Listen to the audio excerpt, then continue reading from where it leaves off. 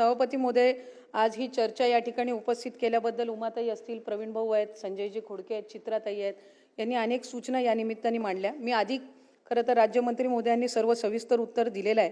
मला सभापती महोदय आपल्या अनुमतीने या ठिकाणी मेळघाट आणि राज्यातील काही वर्षांची या ठिकाणी आकडेवारी ही आपल्या सर्वांसमोर ठेवायची आहे।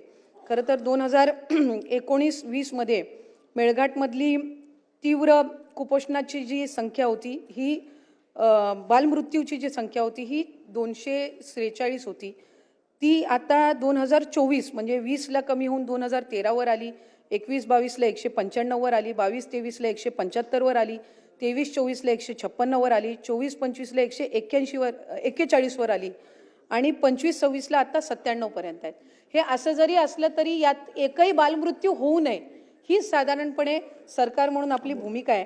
राज्यातील 2023च्या नोव्हेंबरमध्ये सॅमची जो पर्सेंटेज होता हा 1.33 होता, 2024 मध्ये 0.79 आणि 25 मध्ये 0.41 आणि मॅमचा जो आहे तो 3.84 वरून 2025 मध्ये 2.65 आलेला आहे।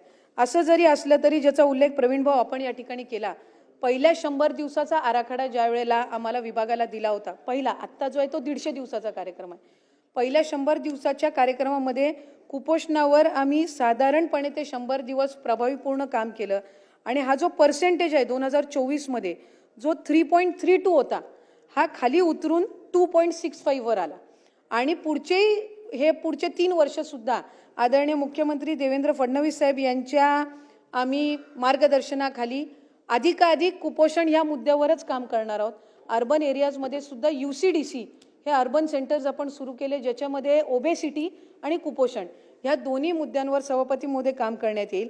आणि मेळघाटच्या संदर्भातील ज्याचा विषय संजयजींनी खोडके साहेबांनी सुद्धा उमाताईंनी सुद्धा या ठिकाणी मांडला, आदिवासी विभाग, आरोग्य विभाग, महिला व बालविकास विभाग यांची एक स्पेशल टास्क टीम आम्ही त्या ठिकाणी फॉर्म करून पुढच्या वर्षभराच्या कालावधीमध्ये यावर्षी जो आकडा कमी झालेला आहे तो आणखीन कसा कमी होईल यासाठी वेगवेगळे त्यांच्या माध्यमातून उपक्रम राबवण्यात येतील।